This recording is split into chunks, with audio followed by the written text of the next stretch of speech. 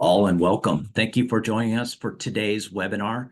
We're really excited to have this opportunity to talk about something that's certainly near and dear to my heart and we here at ACC, and that's leveraging technology to advance accessibility at airports. I'm TJ Schultz. I'm the president of the Airport Consultants Council. And thank you again for joining us. And we're really looking forward to a great program today. For those of you not familiar with ACC, we are an international trade association that represents private companies that plan, design, and build airports, both here in the US and around the world. So we represent a whole lot of, in this case, terminal architects, designers, and planners. And under the leadership of our ACC Terminal Facilities Committee, we have had a distinct focus on helping to educate the industry on what we could do to make air travel more accessible for passengers with disabilities. ACC just passed and just approved an overall DEI framework that speaks to inclusion, and that's certainly within our organization, but that also speaks to inclusion within the air travel industry as well. So we're here to provide some best practices on the area of helping to advance accessibility in airports, and we have some incredible panelists and subject matter experts joining us. If we can go to the next page, just a few logistical items. First of all, this is copyrighted, and we have our slide there. And secondly, we hope to have some engagement throughout this presentation. We'll certainly leave some time at the end for Q&A. You should have a Q&A button at the bottom of your screen. Please feel free to use that to submit your questions to the panelists. We'll be in the back kind of looking through the questions, and we'll be, we may interrupt and ask the question as we're going along, or maybe we'll wait till the end. So again, we welcome your inputs there. And also, I'd really like to thank Open Doors Organization. They've been an excellent partner with us here at ACC, and in this case, have helped us to provide ASL capabilities as well. So with that, I'd like to turn the program over to the chair of the ACC Terminal Facilities Committee, Roland Visser. Roland is manager with Intervistas Consulting. Welcome, Roland. And welcome everyone attending this webinar. Before I hand it over to our moderator, a few little words for this. A little thank you for some of the driving force behind this webinar. As part of the Terminals and Facilities Committee that I chair, there's a subcommittee focuses on technology, and the committee, as well as two people in specific, Heather and Nathan, have done a lot to help prepare for this webinar. So thank you for your efforts. Also specific to today's topic, we have, which might be interesting, a ASL interpreter, which on the right of your screen, you can pin their video feed. And if you do that and then go back to the top right where it says view and then go gallery side by side, you can keep track of all the speakers, the moderator, and what we're sharing on screen, as well as the interpretation. That is really, really great to have that support today. So I'm very pleased about to introduce this topic and this webinar.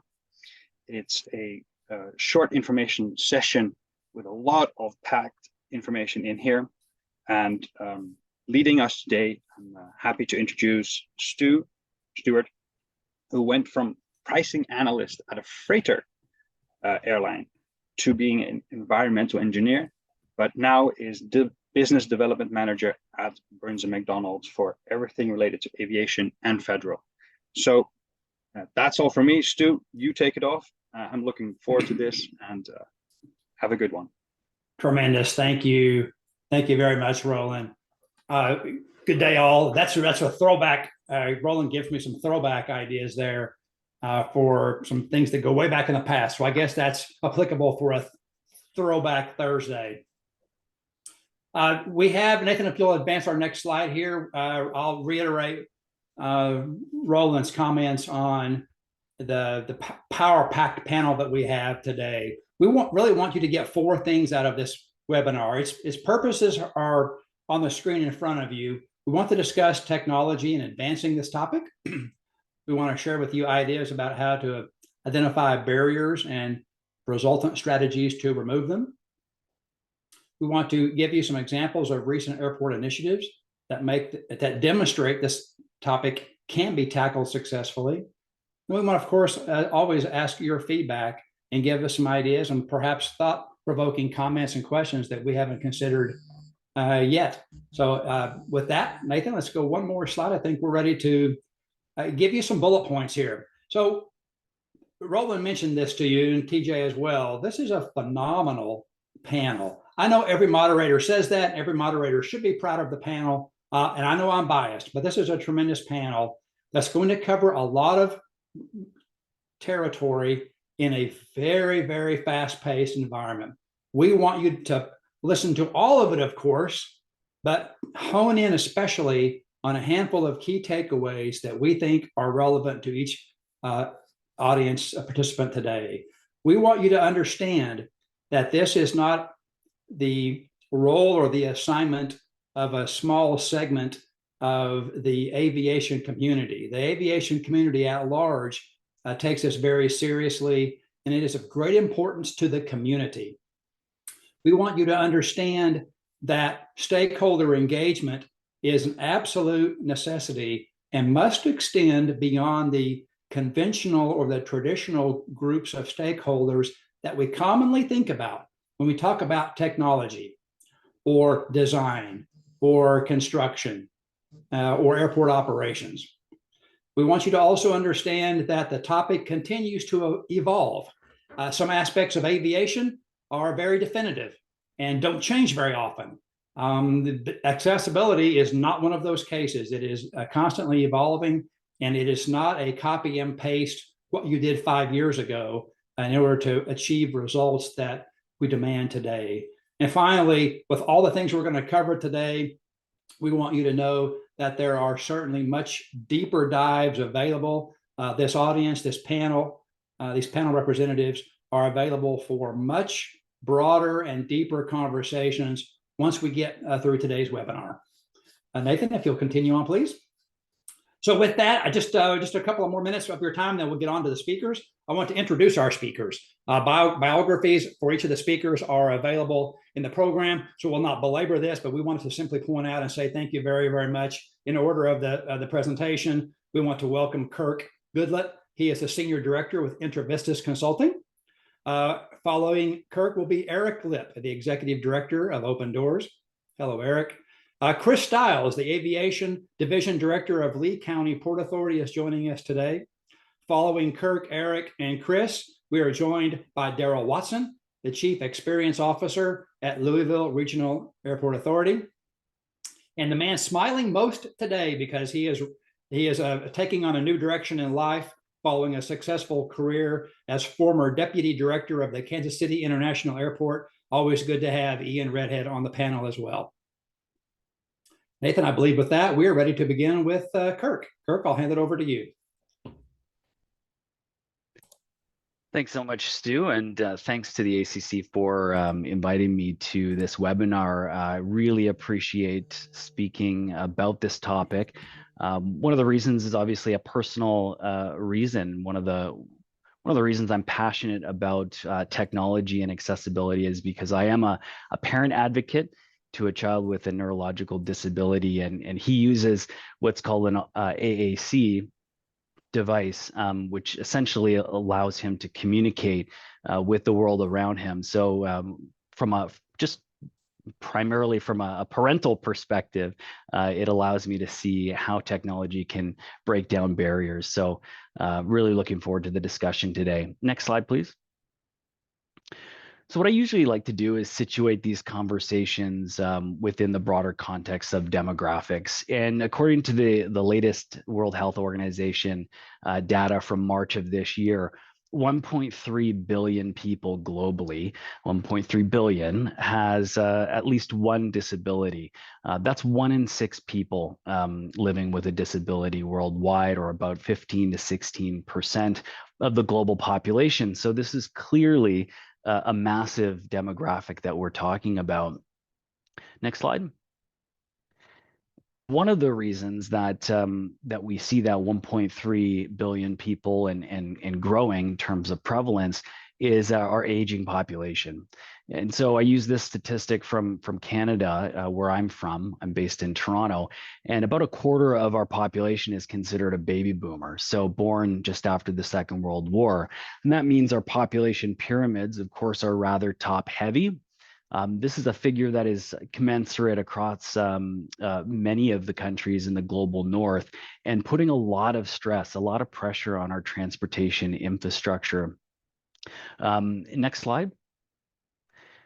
And another reason I like to point this out is just the sheer market size. So the market size is extremely significant. You'll see a couple different statistics on purchasing power, but one of the things that I find really impressive about this demographic, of course, is the combined purchasing power of Americans with disabilities is sitting at about 577 billion per year. In the UK, for example, it's 274 billion pounds per year. In Canada, it's about $50 billion per year. And so just purely from a financial and a commercial perspective, this is a very sizable demographic. And so I just think that's really important to note. When I talk to clients, I think about products, services, and facilities. I often think about barriers. So I don't often think about disabilities per se, but rather the barriers that individuals with disabilities encounter in an environment, whether that's a physical environment or whether that's a digital environment. And barriers to equal access can be grouped in 5 broad categories. Of course, we're talking about technology today, but there are others. And on the right-hand side of this slide, you'll see the 5: physical, attitudinal, information and communication, systemic, and technological barriers.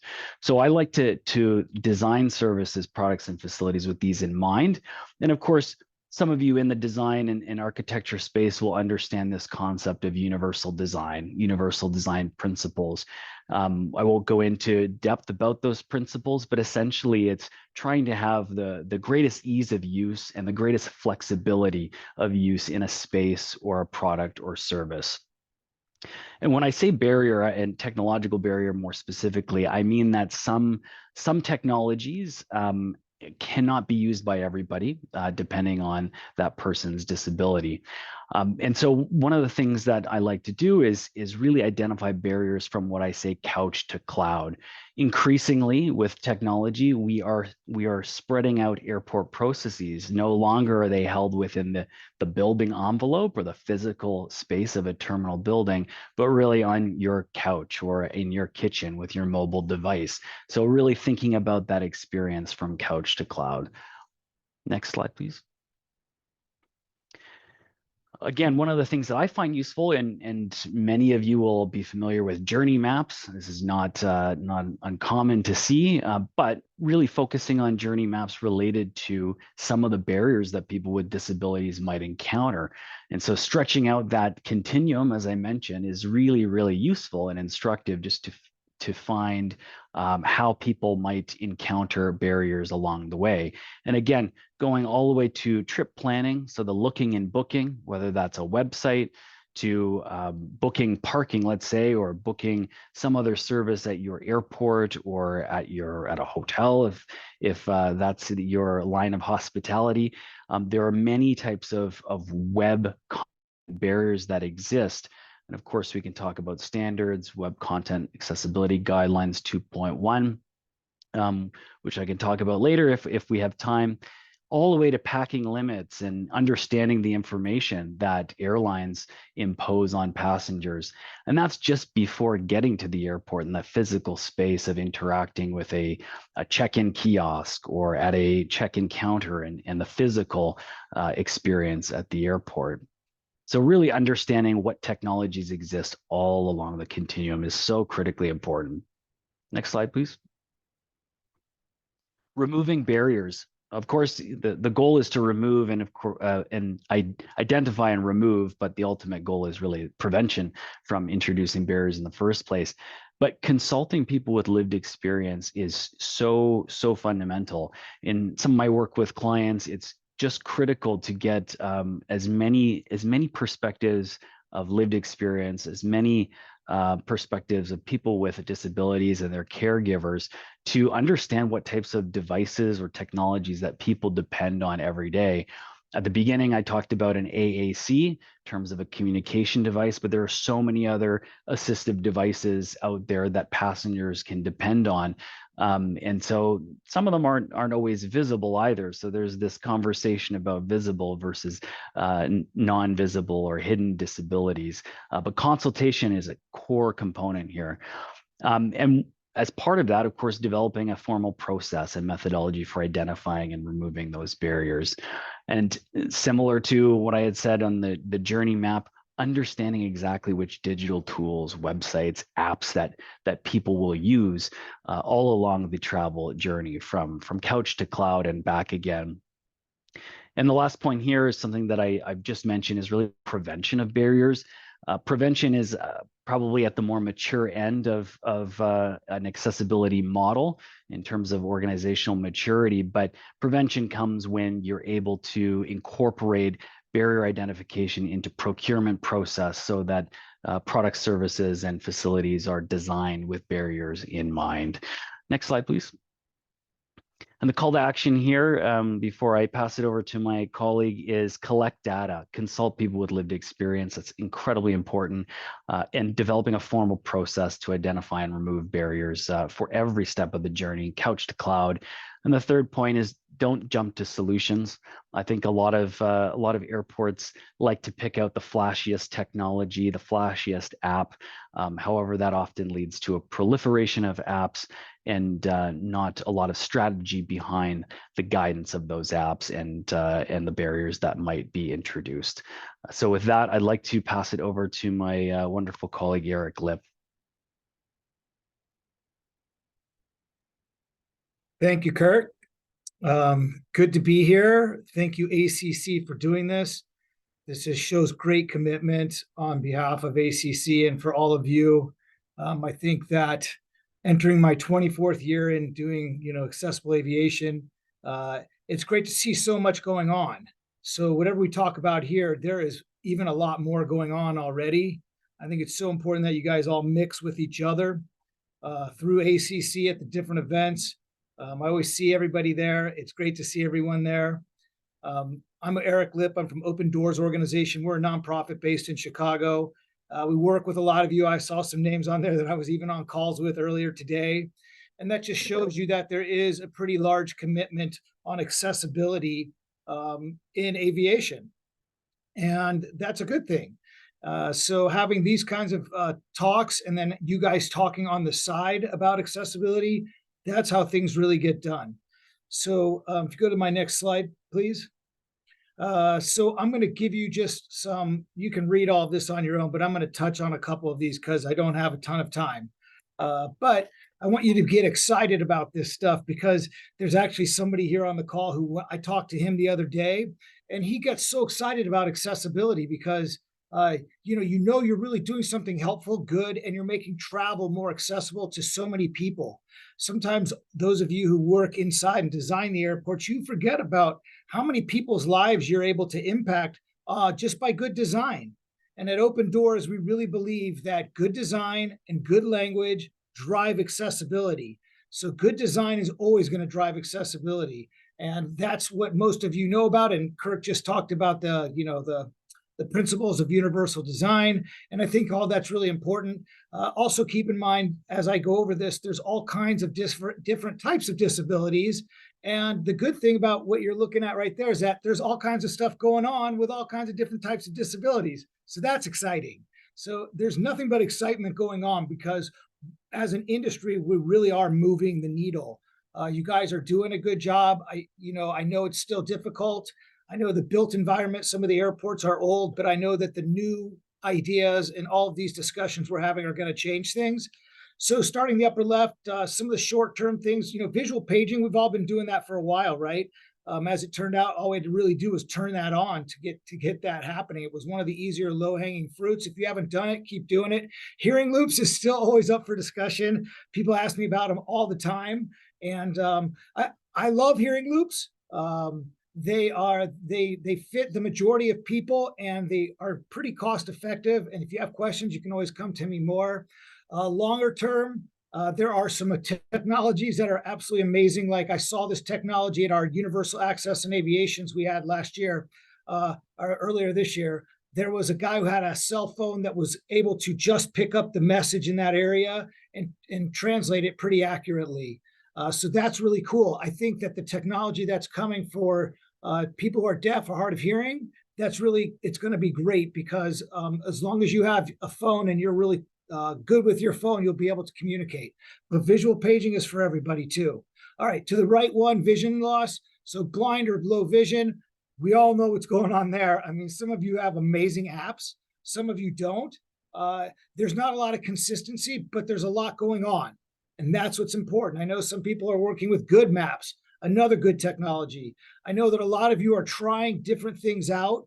I want you to share that with each other, post it, talk to friends who are doing it, bring them up in events like these, because this is where you share information and we get a lot of, we'll end up with some really good products, especially when with everybody trying something new. We're still in the early stages.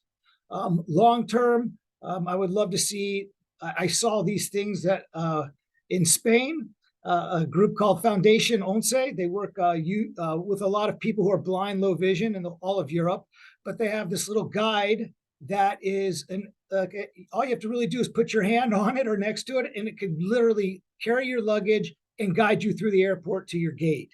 So I think there's a lot going on for people who are blind and low vision, even working with older adults. How great is that? They could get the guide with the help with this little robot, yet they don't need to have a wheelchair and sit in a wheelchair and feel like they need to order a wheelchair. So they're getting the service that they need.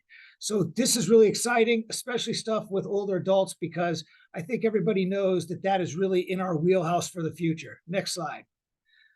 This slide, IDD, intellectual developmental disabilities and autism. A lot of airports are doing programs with families with autism. I think that's great. Keep going to outreach. Go to your local community for those things. Everybody's got, powerful family members who really have kids who have family members with disabilities, and they're willing to help out. The airport can be a great catalyst in doing these events. The way they're set up, the airport usually absorbs a lot of the cost, which isn't that much, but they do it in conjunction with the airline. Certainly, it usually gets started, activated by the airline, but it doesn't have to. You could start it on your own at the airport too, and some have. So that's really good. And I think the sensory rooms in the future of how that all works is great. There's an app by a company called Infiniteach, where you can literally have an app in hand for families with kids with disabilities. And this app, has its screen just like just on any kind of phone or device, Android or iOS device, and literally tells you like wait times and all that cool stuff, so that kids can even have games while they're waiting in line. And then reduced mobility, that's where I am, as you know. I think the number one thing to talk about here is improved wheelchair service. A lot of times I know that when we're doing buildings, you guys aren't thinking about the wheelchair service providers, but the vertical movement and moving wheelchairs from the tarmac up to the gate area, and the vertical movement about lines getting up and down from gates when wheelchair service requests come in, especially in international terminals. Sometimes I get to elevators that are bogged down with tons of people in line. So I think people with disabilities like myself, I think the vertical movement is really important. I think that's going to help get behind the scenes, get people's chairs back to them quicker, and it will help ground crews and operations and everything. Family restrooms are everywhere now. I mean, I can't even tell you all, they're awesome. And a lot of them are having changing stations in them. And so we're seeing a lot of that stuff. I know you guys have heard this, so I'm not going to keep preaching to the choir.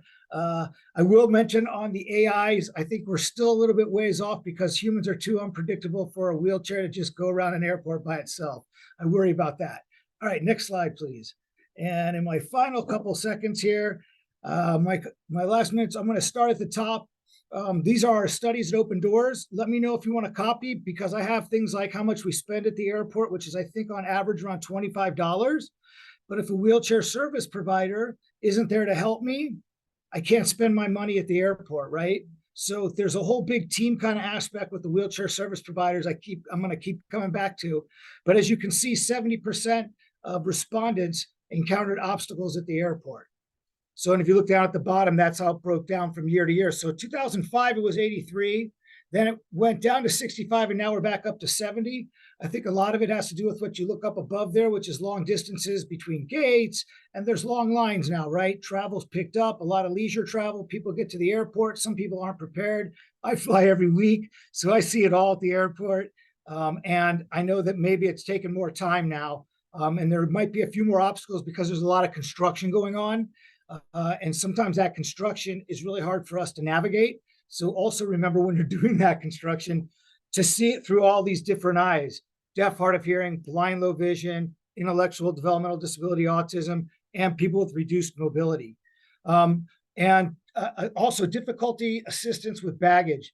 I think we need to find new innovative ways to get assistance with baggage, so we can really release some of the pressure on the wheelchair service providers. It will also bring down the cost. And finally, if you look to your bottom left, these are where we're finding the obstacles: personnel, customer service obstacles. I will tell you this, I do believe that there needs to be customer service standards at all your concessionaires, because those are really tight spaces, hard to get around, especially when you have your luggage and all of that. Things are high up, really high up to get down. But my study shows we'll spend money at the airport. So each year we spend a little more. So I think it's important that we find ways to get personnel and customer service ready for it and welcome us, because if we feel welcome, we'll come back. And that's what we really ultimately want, is for us to come back. All right, I think that's the end of my time. And I am now going to pass this over to Chris. Thank you, Eric. Hey, good day, everybody. As you can see from my bio here, I've been around aviation for almost 40 years. I served our country for 22 years in the Navy, and I've been in airport management for almost 24 years, primarily in airport operations. My current job, I oversee operations, maintenance, security, and contracts at Southwest Florida International Airport in Fort Myers, Florida. Next slide, please. So for my contributions to this discussion, I'm going to convey an airport operator's perspective on applying technology towards assisting patrons with disabilities. Some of this may have already been discussed, but I want to emphasize availability of services and customer satisfaction is a top priority for airports when it comes to establishing and assisting those in need. Next slide, please. You're on the right slide, thank you.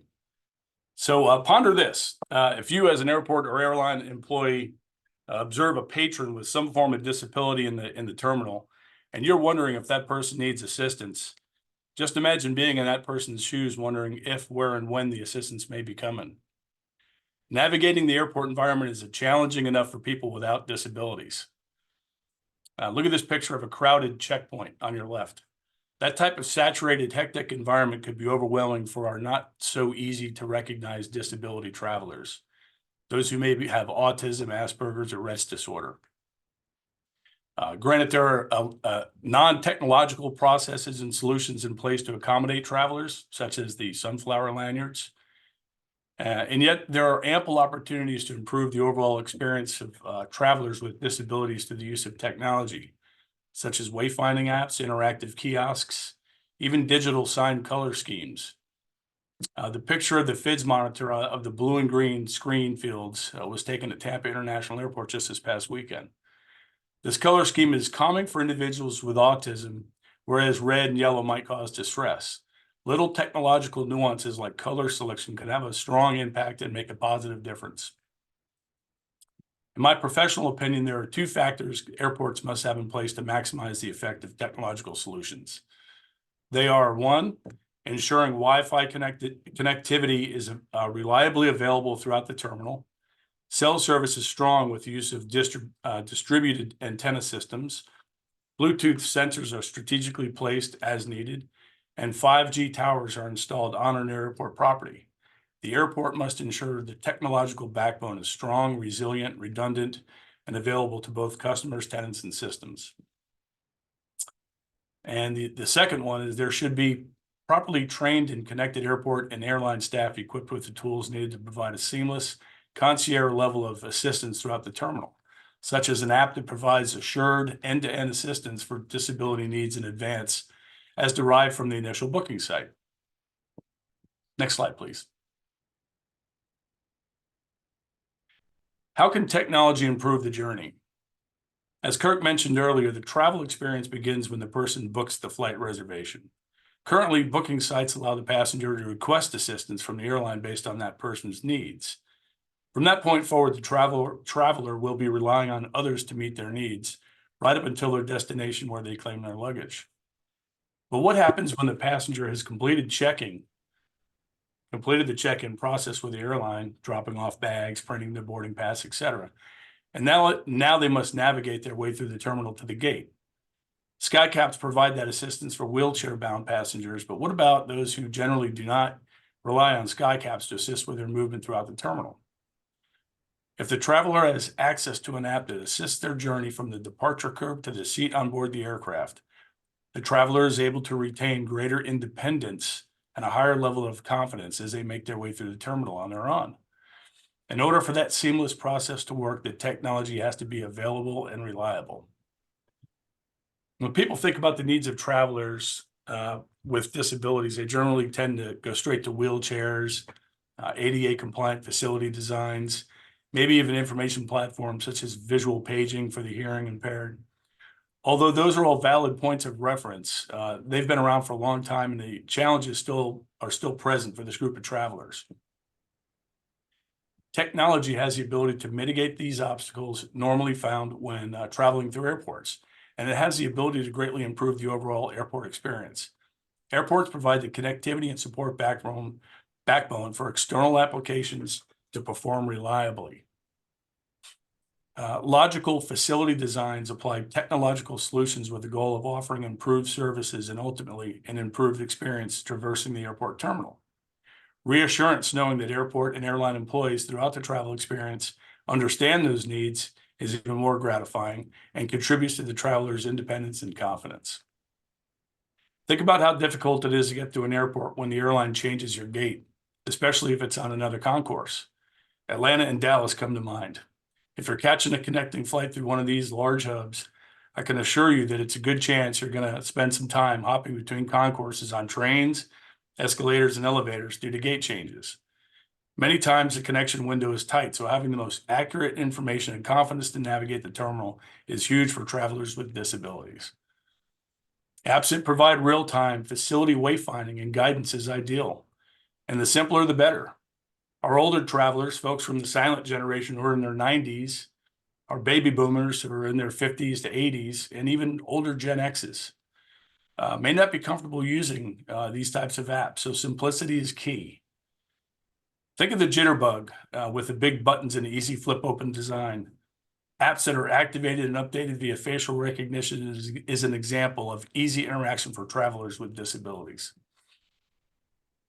Geofence parameters that capture the user's movement through the terminal and provide real-time automatic feedback is ideal. Airline and airport customer service staff could track and interact with the traveler as they make their way through the terminal, especially if that person is negatively impacted by airline schedule changes, ultimately putting a human touch on what is essentially a technological interface product. Some other benefits of an airport terminal travel assistance app are facility advisories that provide the user with information and alerts to obstacles, uneven surfaces, construction areas, various concessions and merchant options, pet relief stations, etc. Again, these features would be married to a geofence so the user's current environment is available to them whenever they are in the terminal. Lastly, there are a number of facility-related technology platforms that are designed to assist travelers with disabilities, such as easy to read and see digital signs, QR codes at various locations that offer unique site-specific wayfinding, soft tones and soft strobes in the terminal that indicate an event is occurring without causing undue stress for certain types of disabilities. Sensory-friendly spaces with a calming visual and audible environment are beneficial for autistic travelers. Many of these platforms are in place at various airports, and they're providing the aid needed to make the travel experience more pleasant for those in need of assistance. Last slide, please. So to summarize the main events, or the main points I briefly discussed with you today, there's 4 of them. Connectivity through the airport terminal environment must be reliably available through redundant platforms.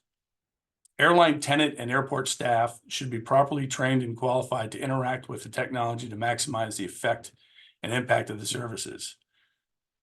Real-time wayfinding guidance through geofence parameters is ideal for providing seamless services. Lastly, technology can truly provide a high level of confidence and independence for those with disabilities. Okay, that wraps up my contribution to this discussion. Next up is Daryl Watson with the Louisville Regional Airport Authority. Daryl? Thanks, Chris. I appreciate it. As Chris said, I'm Daryl Watson, the Chief Experience Officer for the Louisville Regional Airport Authority, operates Louisville Muhammad Ali International Airport. And I, again, just reiterate what others have said. I appreciate the ACC for bringing us all together, the panelists, but also those watching this webinar, because it just proves out that you all care about this important topic. And you know, I don't believe there's an airport operator in the world and a consultant in the world that doesn't really want a great experience for all of our visitors that come through our airports that we operate at, and that all is all caps. It's important to provide the passenger an experience that is equal. Everyone has an equal experience. And we've already heard about, you know, what we're in this about is to reduce barriers, create low stress, and a seamless journey for all of our passengers in our airports. And my topic is kind of a more narrowed focus, and you can flip on to the next slide if you'd like. But before talking about the wayfinding apps for low vision and blind travelers, just a little bit about kind of my personal experience. So early on in my career, very early on, when I thought I knew something and really didn't know anything, was meeting with the FAA and about accessibility, and they said, you know what you need to do is you need to get in a wheelchair and go from the parking garage, from the curb, throughout the whole airport traveling experience. And you know, when you think you know something and you think, well, I know how to work and I know what I need to build for our facility or enhance it, it was very eye-opening. And I'm thankful that happened early on in my career, because it really lit a fire inside me that what can I do in my career to create an experience for all visitors that come through our airport that is welcoming, that is seamless, that is low stress. And so it's helped me, you know, really fight for things like creating Wings for Autism events in the airports that I've worked at, and bringing folks out that they can experience those travel experiences before they actually have to travel, things like that. But so getting back to the topic here, kind of it's narrowly focused, but it's mobile wayfinding apps for low vision and blind travelers. And, you know, that's really just creating an experience that is equal for anyone to travel as if they had no vision impairment. And, you know, we've been to lots of airport conferences, and we've been on lots of webinars, and we're hearing the same things, like, oh, we're going to hear about, you know, wayfinding again. So it's nothing new. I mean, there's Blind Square, Good Maps, Apple Maps, Google Maps, other web-based apps that are out there for low vision and blind travelers to use. But I think it's just always good to keep this in the forefront. It's a good reminder just to keep talking about it. You know, just kind of go back in time when Wi-Fi was a thing, and some airports charged for it, and some didn't, and some didn't have any Wi-Fi. And now it's I'm not sure if there's an airport out there that doesn't have free Wi-Fi. And this is one of these applications that should be the same. I mean, any airport, every airport should have some kind of application for low vision and blind travelers. And what is great about this, and I know that many of the folks on here are consultants that like to build things, but the great thing is virtually there's no infrastructure involved in our airports for this. Early on, we had a first generation version that had Bluetooth beacons, and there was beacons everywhere. That was a little intrusive, and not really. They were up on the wall. But now we've got a second version, which the company that we work with has mapped the entire terminal with LiDAR, and they continue to come back. We're in a $400 million terminal enhancement program. So there's construction walls that come up, and there's new bag lanes that open. So they come out and in those updates and map it again and with LiDAR. And this gets down to 2 to 3 feet accuracy when folks are using an app on the phone, and the app shows a picture of where they're going, and they talk to it and say, I want to go to the Delta ticket counter. I want to go to this certain restaurant. And for low vision, you can see the arrows on the map to show you where to go, and it's giving you voice commands of where to get to your destination. Here in Louisville, we were fortunate to have the American Printing House for the Blind. It's the largest nonprofit in the world that provides products to education and to businesses and to private individuals. And that's kind of where the application that we use came out of as an incubator. And so they've expanded that into the museums and to the exposition centers downtown Louisville, trying to make this city be as accessible as possible for you. Get off the plane at the gate, come through, and go downtown and attend your convention or stay at your hotel, that you are having a great experience as a low vision or blind traveler. And so mine's kind of short and sweet and very specific, but I just, as much as we can get this out here and convince our leadership that this is important to create a welcoming space for all travelers, I just think it's so important. I appreciate ACC putting this together that we can kind of keep talking about that. And so that's what I've got, and I'd be happy to answer questions at the end, but I'll turn it over to our good friend Ian Redhead. Thanks, Daryl. As Stu says, my name is Ian Redhead. I'm the former Deputy Director of Aviation from Kansas City International Airport. I've been involved in aviation for about 30-something years, most of it on the operations and maintenance side of terminals. I've been involved in a couple of construction projects at a couple of airports. And as both Kirk and Eric pointed out earlier on in their presentations, technology has really allowed people with disabilities better access into the aviation system. And I think that's something that whenever we are building or modernizing facilities, we need to take into account. I would like to thank ACC for inviting me to be on this panel, Heather, TJ, and everybody else. But so what I will talk about is what Kansas City recently opened a new terminal in February of 2023. And one of the things that was one of the primary things we took into consideration was accessibility and inclusivity into this when we were designing and building this new terminal. Some of the things we put into the new terminal, I'm going to repeat some of the things that some of the previous speakers had mentioned, because this is just some of the practical things that we did. And these were, what you heard was things that people need to take into consideration. I also don't have any slides because it makes it a lot easier to freelance and talk about things that people have already mentioned. So you heard before the need for something to be considered such as a sensory room.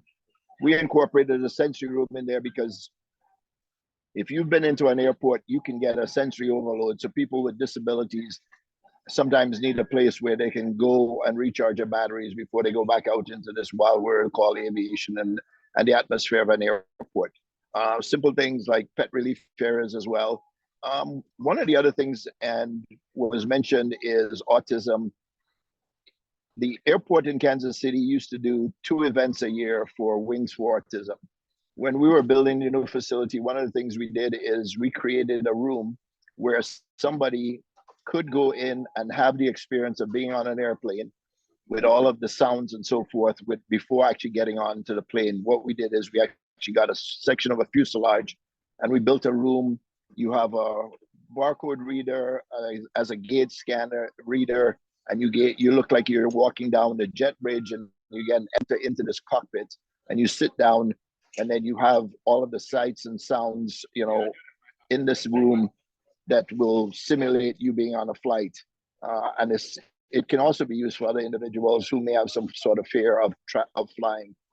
One of the things that was also mentioned is the need for technology and the need for Wi-Fi. As Kurt and both Eric have said, we now have technology, and if you do not have the tech that allows people with disabilities to gain access into our facilities, if you do not have the technology backbone inside the terminal, you are doing a disservice to these people who are traveling and trying to lead more normal lives in terms of accessibility and travel.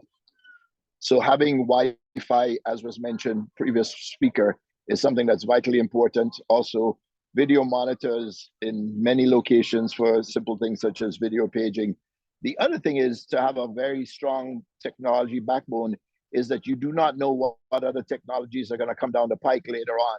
So you want to be able to make sure that you have the facilities in place to support any new or developing technologies that are later on something that your airport wants to consider. The one thing that was mentioned, I think, by Eric, and I will mention it again, is the involvement of the community when you're designing and building your facilities. We actually had somebody under contract who is actually in a wheelchair, and her disability obviously is being able to access facilities in a wheelchair.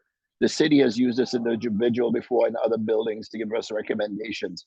But having different people, not only who maybe require a wheelchair to have accessibility, but people with autism or some of the other disabilities, having these people involved in the design of your facility when you start talking about different types of technologies such as loop for people who have cochlear implants and some of the other low visibility technologies is very, very important.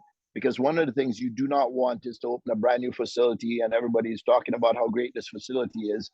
And then you may have some individuals from the community that says, hey, you guys didn't take into consideration some of the things that we need, such as, we have large family restrooms, which have changing rooms in there. You have elderly people that may have caregivers that are with them, and or people that are in wheelchairs that need a little more room and a little more privacy to be able to address their needs. So I think that's one of those things that we took into account. The other thing that is a requirement and has changed over the years is the FAA ADA requirements that are mandated for airports. And that's something, obviously, whenever you're building a facility, you need to take into account, because FAA does audit airports to make sure that you're in compliance with their ADA requirements. Now, these are very simple things to take into account, such as obviously water fountain, drinking fountain heights, or the fountains to fill your containers once you get beyond security checkpoints, ticket counter heights and or gate podium heights, those bathroom accessibility heights, wash stations, hand sanitizer stations. One of the other things that is becoming more and more regulated is those security stanchions at checkpoints. In many airports, you still see stanchions that just have the one strap at the top. There's actually a requirement for 2 straps. The reason for the second strap is so that an individual in a wheelchair cannot slide underneath, and then the upper strap, hits them in the chest. So, I mean, that's a simple requirement that some airports still are not complying with. Then you need to start thinking about, as was mentioned, if somebody's in a wheelchair or they have accessibility issues, how do people load and unload in your facility, whether it's on your departure road or on your arrival road? Are there locations where you have these cuts in the curb so that somebody can pull their vehicle up easily and load and unload somebody who requires a little more assistance getting in and out of vehicle easily identified? These are some of the things that we put in when we were doing the new terminal in Kansas City. And what I'm want to do is make sure I leave enough time for people to ask questions. So I'm going to turn it back over to Stu. Hey, fantastic, Ian. Thank you very much. It's great to have your experience there with such a significant terminal program in the United States. And of course, we're excited to see what your future holds for you. We're fielding some questions coming in via the Q&A panel, and I'm going to ask each of the panel members and moderators as we go back and look at those questions. We can certainly answer them in the Q&A chat window, but we want to come back and visit those openly so everyone understands and sees the questions. I'll begin while we continue to invite the audience to submit questions. I'll begin by asking Ian and then follow up with the rest of the panel a technology question and such as this. Are there certain technologies that can only be implemented in new construction? Or, Ian, that everything you do at the new terminal, could it be done at an existing steady state terminal without a massive capital program? That's actually a very easy answer, Stu. It is very, very difficult to retrofit existing facilities to put in many instances, to put in newer technologies. So that's one of the things why I said, when you start considering technology, you want to make sure that whatever technology backbone or that you're going to support in your facility, whether it's Wi-Fi, whether it's audio visual, visual paging, any of those things, LiDAR, low visibility. Though I think one of the things that was mentioned is that the technology has improved so that the capital input is not as big for some technologies. But when you start talking maybe like loop technology and stuff where you actually have to go into the ground and put something in, you're talking more, if you have terrazzo floors, you're going to have to dig up the terrazzo floors to put those in. So some of those technologies require a larger capital input. But I think Eric will probably be the better person to tell me that there are some of them that have very little capital requirements. And I will defer to him in terms of that. But I know some of them will require major projects, and they can be somewhat disruptive to the overall operation of passengers inside your terminal when you're trying to put them in a building that is already there. It's easier to install stuff when you're building it from new. And there's a lot of new construction going into facilities all over the US right now. Thank you, Ian. Kirk, Eric, Chris, or Daryl, any thoughts to follow up with Ian's comments there about technology in new facilities versus steady state facilities? Yeah, this is Eric. I'm happy to speak.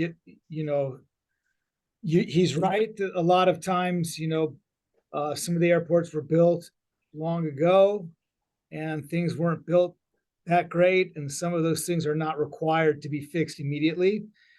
But pretty much any kind of new construction, remodel, rebuild, you're going to have to look at the ADA and the requirements in the ADA to see what you need to do. But it's really important that when you go into it, that even if the airport doesn't ask any kind of rebuild, you need to consider the ADA and all of the regulations that are involved with that. Kirk, if you want to jump in. Yeah, thanks. I think Daryl's presentation really spoke to an option and a way to incorporate technology, regardless of the age of your infrastructure. And I think what I sometimes hear is that having an aged building is somehow a pass to not necessarily focus on barriers and supporting our passengers with disabilities. So I think there are all sorts of strategies to incorporate technologies. Sure, they might not have the right surface areas, or you might need to modify some existing facilities, and we know that telecom rooms aren't cheap to install. But I do think that it doesn't take a brand new terminal to start focusing on the ways in which you can incorporate technologies. Daryl, I'll pass it over to you. Yeah, no, that's obviously we're such capital intensive environments at airports, and we're in a terminal enhancement project right now, and we've just opened up our baggage claim. We did the west side bag claim and east side bag claim, and it's not necessarily a good example because it's the same look and feel, but before, but it was intentional what we went back with. So when we started, we had flat bag belts. So there was no lip to pull the bag off, and they're very low profile. And that's the same type of technology that all the brand new that we went with before, because it just, having someone in a wheelchair or even someone that's a holder, that be able to pull a bag that's on a lip of 8 inches or more is pretty challenging. And this, having a flat bag system, there's no lip on it, and it just pulls right off. And just, you're not going to change your bag system, just So it's some consideration in your design, obviously. All right, fantastic. Thank you, Daryl. Eric, I see you've got a couple of questions here in the chat box. Would you mind going back to the question asked by Michael Schiff about airport staff accessibility? Would you mind answering that question for the audience at large, Eric? Sure. So the back of the house is for sure covered for workers under the ADA, including kitchen areas and all of that kind of stuff. So it's important to remember that as the airport, and you can set standards too as to how you want that to look. But there are workplace accommodations. Some of those do have tax benefits to, when you make those accommodations, you can get some tax stuff out of that too. But you are required under the ADA. And like I said in the chat, there's a lot of states that have their own regulations too. Like here in Illinois, Chicago, we have our own that's above and beyond the ADA. State of Washington has it. I mean, almost every state has their own little side thing. So it's really important to look at those, because oftentimes you stick to the ADA and you're actually overlooking the local code, which is different and might require more parking and things like that. Yeah, and there are answers to the other questions in there. You have to, when you go in the question and answer, you have to go into answered, and you'll see my long-winded answers. And I'll just speak on the baggage claim is one of the things that's tough for me myself, because I don't like assistance in the airport. So I go to baggage claim in my scooter, and those lips are really hard on me to get my luggage over. I usually stand up to do it, and I look like I'm going to fall over. By the time I pull it off and I fall into my scooter, it looks like an Olympic event. But I also know the cost associated with changing all of your whole baggage system isn't like something you just flip a switch and do. So, but I think in the future, now that we have it out and we're talking about it, maybe the design will change.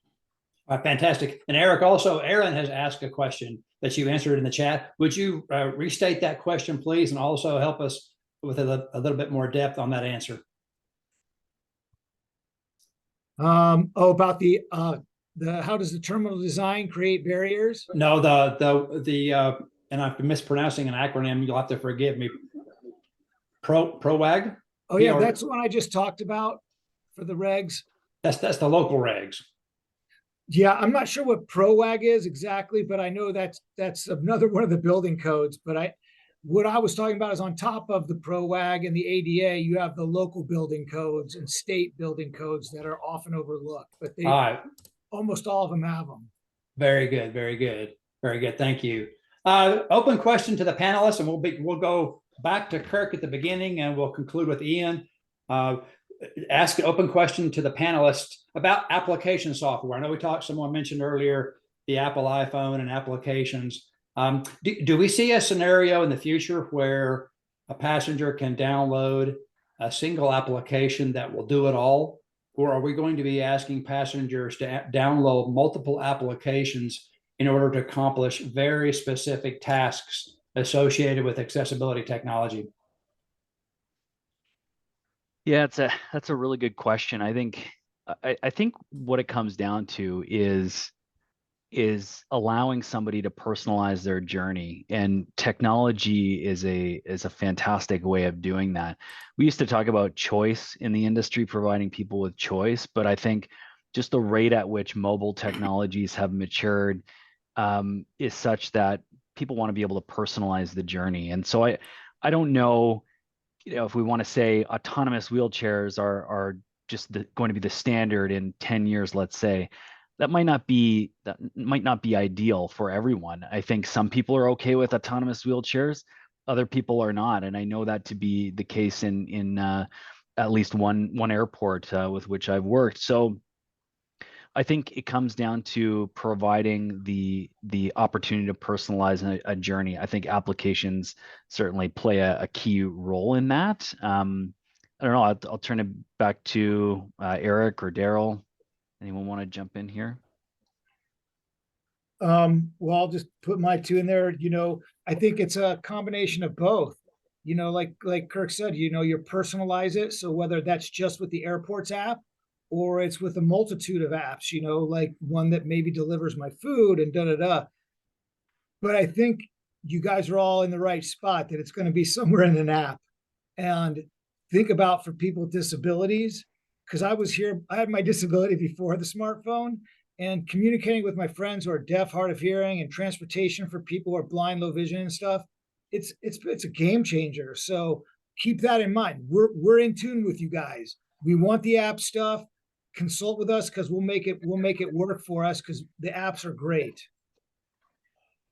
So I will jump in and say I totally endorse what Eric just said, because I think the technology in the phones and all of these things have evolved to such lengths that now you are able to do so many things that, 10, 15 years ago, nobody thought you were going to be capable of doing with this little device called a phone.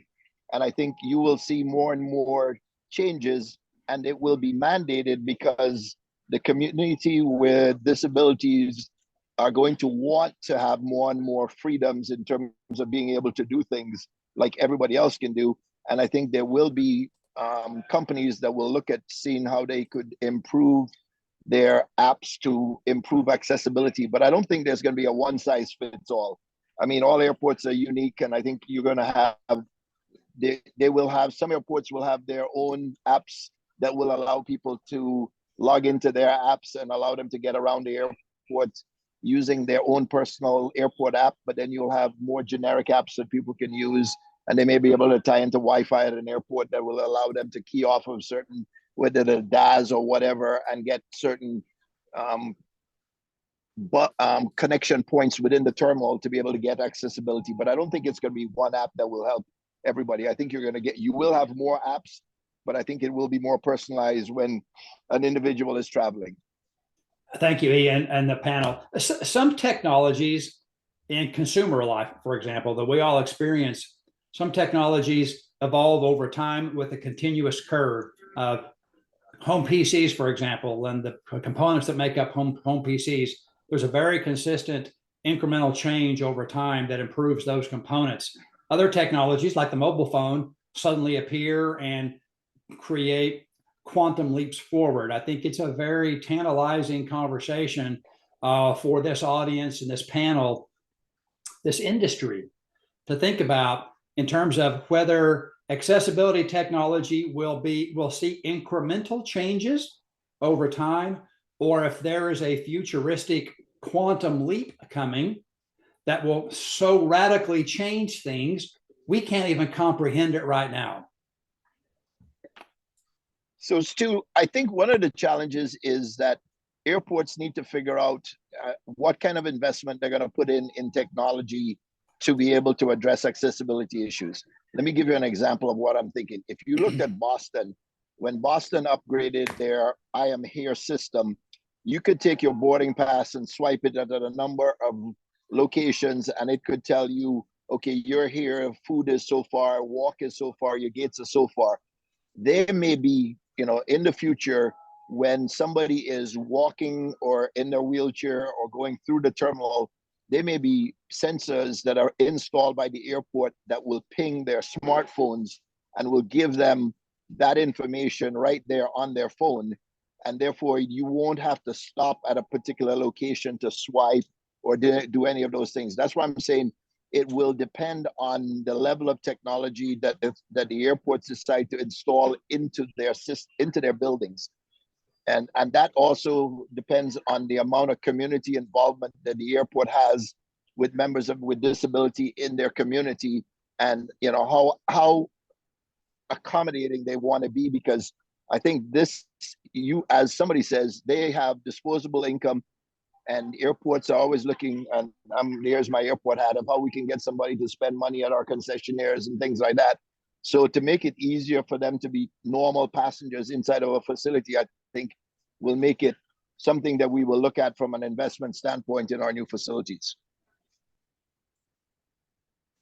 Just to jump in there, when I think about the future airport, the year 2050 is as far in the future as 1996 is in the past. And if we think about just the ways in which our building envelopes and our facilities have evolved, in some cases it's not that much. And so when I think about opportunities where technology can enhance the passenger experience for people with disabilities, I think it's it deals with a lot of the off-airport process and the information and communication barriers that exist currently. And so, Stu, to answer your question, I don't know if it's much of a quantum leap, but certainly I'm interested in the way in which voice assistance and how AI can play a role in supporting people with disabilities. And I'm quite curious to see how that ends up being incorporated into our products, services, and facilities that we offer.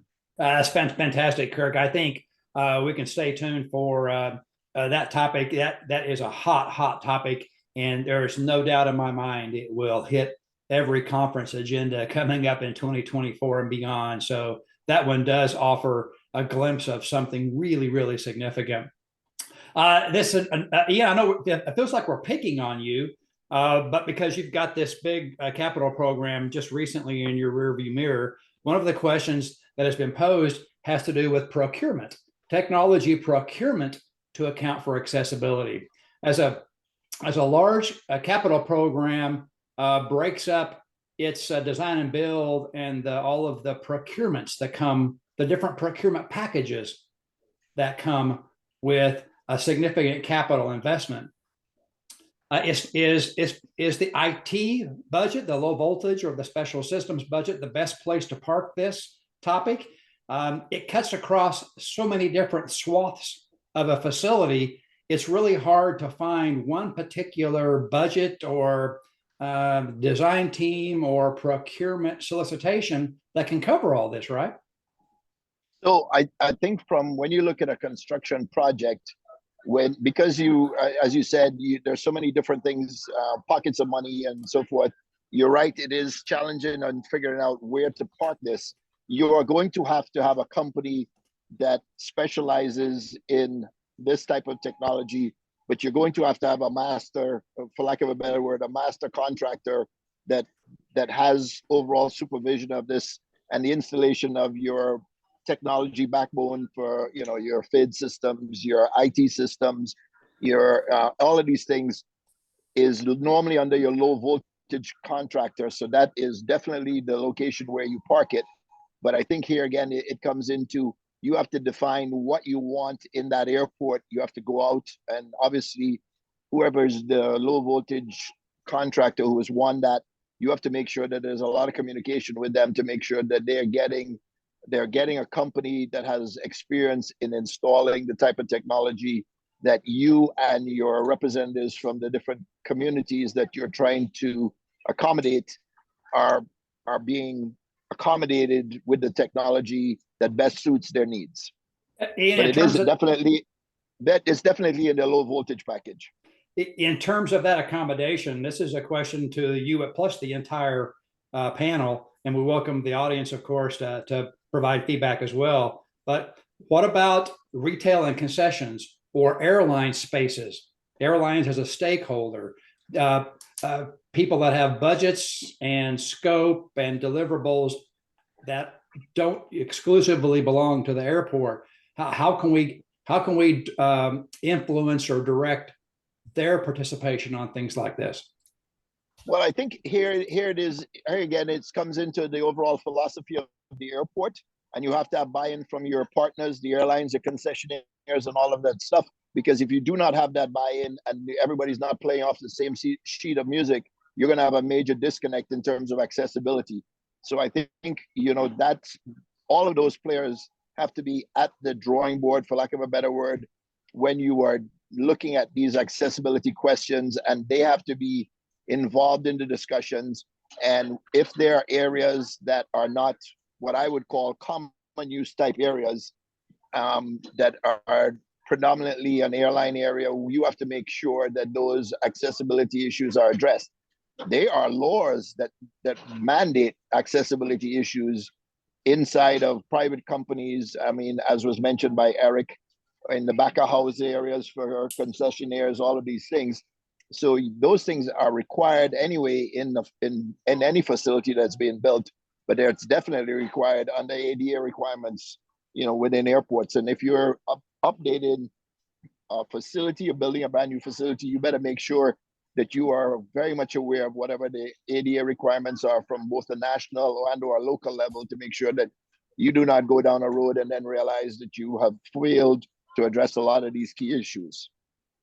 Excellent. Thank you all.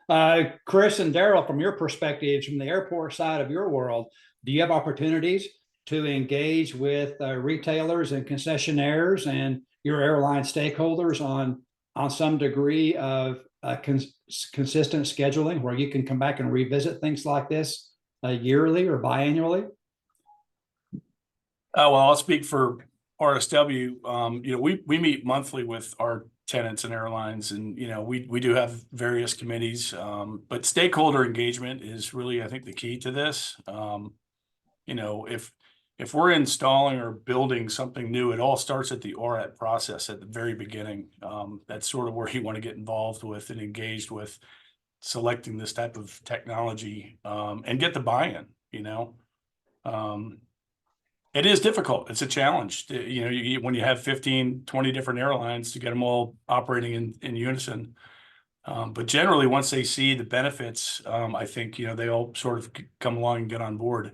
And to speak earlier, the interoperability of a app solution, as I spoke in my portion of the discussion, and it's really more directed, my comments more directed towards the industry. Anything that can provide a one-stop shop from start to finish for a person with disabilities is seamless. I think that's what is the most beneficial application. And that would include, obviously airlines, but tenants, the airport itself. For instance, we have red vests that assist our people during peak season. And if they had access to that information, the airport would be in a much better place to be able to assist them with a seamless transition throughout the airport. People show up at the ticket counter, and the next touch point is going to be at the TSA and then at the gate when they're waiting to get on the aircraft. There's a lot of touch points, a lot of things that need to be considered in between, and that's where you get, I think, the stakeholder buy-in for that type of experience for the traveler. Excellent, Chris. Hey, Chris, and to the audience also, but I'll begin with you. Do you see opportunities for social media platforms as a viable means of collecting inputs and thoughts and feedback from the community? Oh yeah, we use that actively, and we monitor it daily, hourly. That's a good point. I mean, we get a lot of. You wouldn't think so. This community down here in Southwest Florida, it's changing. For the longest time, it was an older, less technologically savvy, catchment of travelers, but that's changing rapidly. And we do get a lot of feedback. We get a lot of engagement. We get a lot of activity on our website. So that's a good point. Yeah, using the internet and using websites to communicate. Fantastic. One of the questions that came into the chat box for us here, which I think is worth a revisit here, Brian's asked the question, we've been advocating for our airport to establish an advisory committee. Is there an airport right now that has an active advisory committee we can point to as an example? I know, Kirk, you answered this. Anybody else have perspectives on airports that have advisory committees specifically focused on accessibility? Well, MSP, I think, has the longest running one that I know of. It's been up there for many, many years. Seattle has one. I think Pittsburgh came in and out with some. And I think that the idea is starting to catch on. I would suggest talking to one of those airports about what they're doing, because, like I said, Minneapolis would be a great example because it's evolved over the years as well. Fantastic. Thank you. Thank you, Eric. I know we want to leave some time here at the very end. I want to be cognizant of your time and be respectful. We're just about 12 or 13 minutes from the very end. I want to make sure we save time at the very end to talk about some additional training opportunities and to give give ACC a chance to close us out here.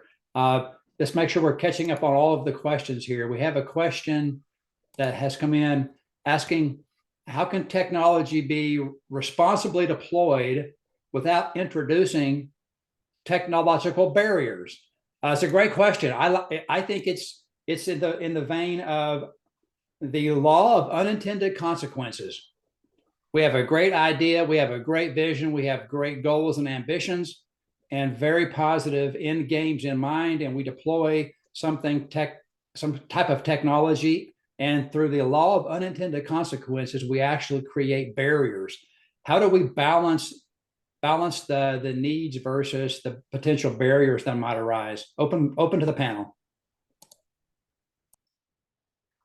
I think, Stu, somebody hit that on early on, is by involvement in all the stakeholders in your discussions of what type of technology you put in your facilities, because by involving all the stakeholders and all the different entities that have to have disabilities or are going to be using the technology, you will now have the opportunity to look at things in a much broader perspective, as opposed to if you had only a smaller group of people just strictly looking, maybe an IT person or just, somebody which may not have the breadth of looking at it in a really wide perspective. I think the involvement of maybe a committee that deals with disability, but you have to have everybody, I think, in your community and your airport community involved in those discussions, so that you're right, you don't put anything in that then creates, negative repercussions later on. Yeah, I'd wholeheartedly agree with Ian. Even if you don't have a committee on airport, it doesn't limit you to go out into the community and out into your city and reach out for those folks that are experts. I mean, just when we were building out our mother's room, and I'm a parent of 3 girls, and we traveled a lot, and I thought I knew what we needed, but we reached out to a couple of organizations, one being Mothers Esquire, which is a group of attorneys that are nursing mothers, and they came out and looked at our plans and had great feedback. And so just even connecting with those folks in the community to help kind of bounce the ideas off, so you don't come out with something that you're going to regret later on because something's not built correctly. Fantastic case. I'm sorry, Stu, Kurt, go ahead. Just to add to that really quick, cognizant of time, but that's where the emphasis and focus on barriers is really, really important, because when you start focusing on, let's say, developing a solution for a disability type, that's when you miss the universal design elements of whatever that product or service is. And I'll just use an autonomous wheelchair, for example. When you say we're going to introduce this for passengers with reduced mobility, well, sometimes not having a voice output or some other assistive functionality can go under the radar. And so while you're solving a problem or a challenge associated with mobility, you're actually introducing a challenge associated with the way information is communicated, either audibly or in written instruction. Well said. Thank you, Kirk. And thank you, Daryl, for your perspectives as well. Oh, at the risk of introducing another buzzword, innovation surrounds us, the drive to innovate, the passion to innovate, opportunities to find ways to do things better, whether it's for the passenger experience or whether it's better for an airport as a business. We see innovation forums, we see innovation centers and labs. Is there an opportunity, you think, for innovation themed labs or trials or pilot studies to really expose something new that historically kind of gets not discarded necessarily, but just overlooked? Could the innovation track be a way to bring more awareness here? Yeah, for sure. I love it. I think that is just a brilliant idea. And the more that you open up your innovation and your labs to accessible projects, the more people will try to do things to make life easier. Stu, and I agree with what Eric says, but I also, the other thing I do is I would encourage them to try them in airports, because to do beta tests in airports, and because different airports, obviously airport layouts are all different and so forth, So testing them out in different airports, I think, is a key to making sure that whatever technology you're developing is actually going to be able to work in different environments, rather than just using it in a test lab or something like that. Yeah, I love the idea of a beta lab, Ian. Of course, I come from the technology background, so of course, I'm going to advocate for all things tech, including beta labs and beta test sites. They often get squeezed out of capital budgets, and basically, you're kick the can down the road and say we'll deal with it later when that facility actually gets closer to construction. So I advocate for that philosophically on the whole, but especially on complex technology topics like this one. We are just about out of time. We're down to the last 7 minutes. I don't see any more questions coming in unless I've missed some. We still have a couple of more minutes, but at this point, I think, Roland, do you or TJ have any final thoughts about training or opportunities for additional materials before we close out here? Thank you, Stu. Yeah, we have something exciting to say. I'm going to give TJ the honors of talking a little bit more about this. So hold on, don't leave just yet. TJ will tell you something about this. But before TJ gets his turn, I'm going to be able to say thank you all for attending. Thank you to our moderators, Stu, and to our panelists. That was wonderful. I've learned so much today. But not only that, also thank you to our interpreters, Malia and Rona. It was great to see you also partake on this. And like I said, thank you to Nathan and Heather and the Technology Committee that put so much work into this webinar. With the Terminals and Facilities Committee, these are the kinds of webinars and activities that we like to push out. So if you have interest as well to partake in that, find your way to contact me or through any of the ACC members to do more like this. Yeah, we are keen to do all these kinds of interesting sessions. So if you're interested, let me know. But yeah, after the thank yous and after all this, TJ, some exciting news. Well, and thank you too. And thanks to all our panelists as well. I too found this just an excellent session.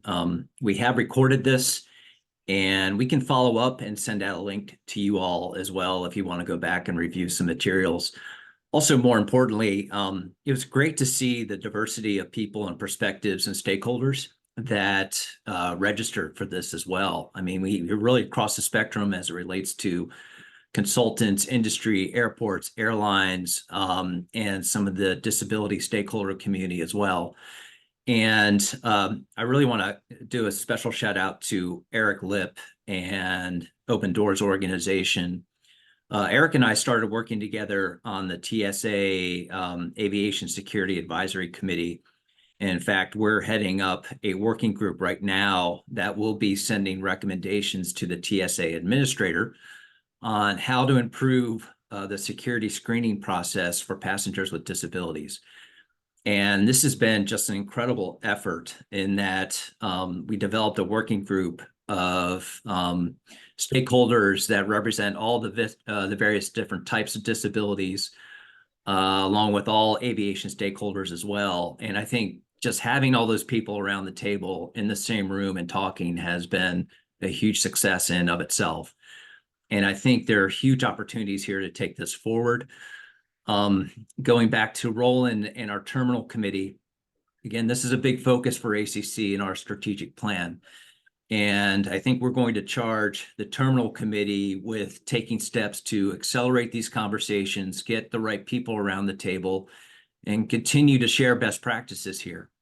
One of the things that we're going to look to do is actually stand up a one-day virtual training session to really look at the whole airport enterprise, from the land, get access and landside, all the way through the terminal and all the different aspects of that, and what we can do to better design airports to help facilitate the passenger journey. So that's going to be a really exciting development and just really a one step in a number of things that we can do. So thank you all again for joining us. I'd like to thank Lisa Dio with ACC for helping to pull all this together. And stay tuned. We hope to keep all of us engaged. And in the meantime, I hope you all have a good rest of the year and a great holiday season coming up. Thanks all.